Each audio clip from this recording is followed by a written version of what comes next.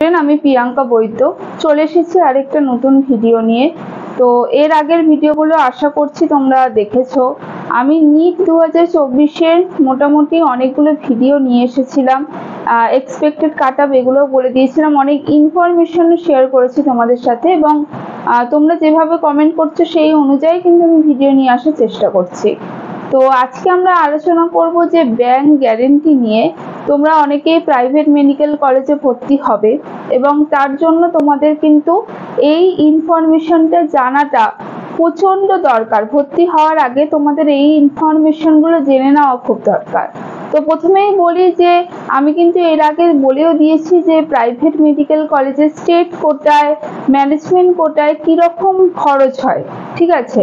তো স্টেট কোটায় কিন্তু তোমাদের ধরে রাখো এক একটা কলেজ ওয়াইজ তোমাদের এই যে অ্যামাউন্টটা ভ্যারি করে সেটা তো মোটামুটি 21 লাখ থেকে 25 লাখ এরকম আশেপাশে থাকে যে রেঞ্জটা। এবং ম্যানেজমেন্ট কোটায় কিন্তু অনেকটাই বেশি লাগে, ধরো 80 লাখের বেশি, 1 কোটির মধ্যে সেই রেঞ্জটা থাকে।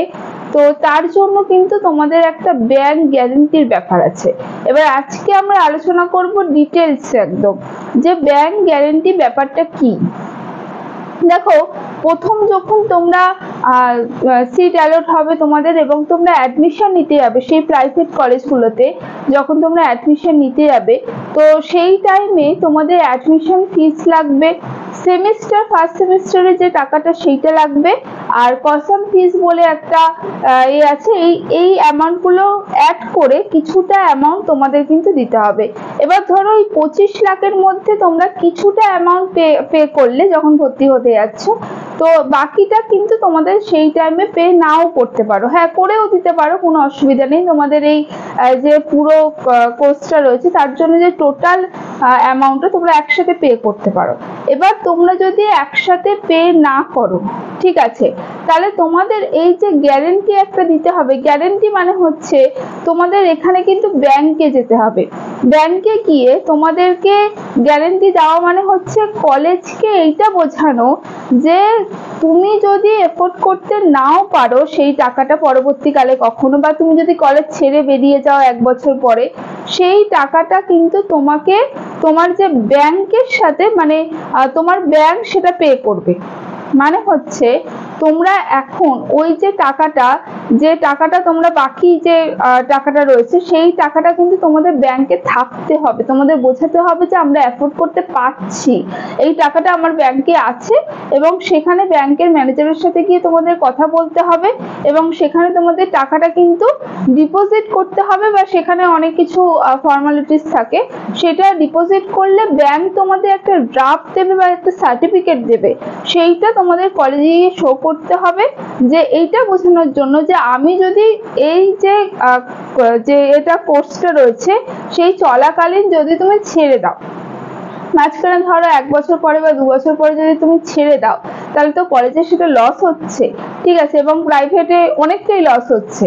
তো সেই জন্য সেই টাকাটা কিন্তু তোমরা ওরা কি করবে, তখন তোমাকে ধরবে না, তখন কিন্তু ওরা কি করবে, সেটা ব্যাংক থেকে সেই টাকাটা ওরা নিয়ে নেবে। এইটা হচ্ছে গ্যারেন্টি, তোমাকে পে করতে হচ্ছে না, কিন্তু তোমাকে একটা গ্যারেন্টি দেওয়া যে আমি যদি মাঝখান থেকে ছেড়েও দিই বা এফোর্ড করতে নাও পারি, তাহলে কিন্তু সেখানে ব্যাংক থেকে ওরা ডাইরেক্টলি সেই ব্যাংকের সাথে করে সেখান থেকে টাকাটা কিন্তু ওরা নিয়ে নেবে, ঠিক আছে।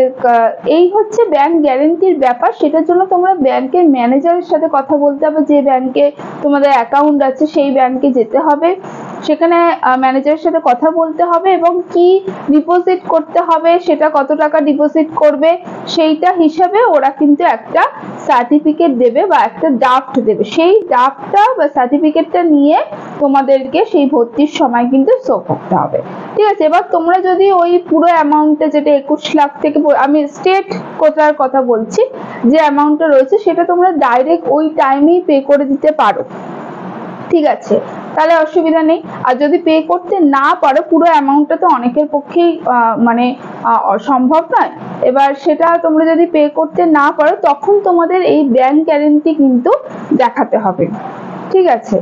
এবার অনেকেই জিজ্ঞাসা করেছিল যে ব্যাংক গ্যারেন্টি যদি দেখাও তাহলে তোমাদের কি সেমিস্টার ওয়াইজ টাকা দিতে হবে। এখানে আমি একটা জিনিস ক্লিয়ার করি যে ব্যাংক গ্যারেন্টি মানে কিন্তু তোমরা টাকা পে করে দিচ্ছ না অতটা টাকা, তোমরা শো করছো যে আমার কাছে এই টাকাটা আছে, আমরা অ্যাফোর্ড করতে পারবো, এই হচ্ছে ব্যাপার। তোমাকে সেমিস্টার ওয়াইজ টাকা দিতে হবে। এবার তুমি মাঝখান থেকে যদি ছেড়ে দিয়ে অন্য কলেজে চলে যাও, বা মাঝখান থেকে যদি তুমি চলে যাও বা অ্যাফোর্ড করতে না পারো, তখন তারা ওই ব্যাংক থেকে ওই টাকাটা তখন তারা নেবে। আশা করছি বোঝাতে পারলাম।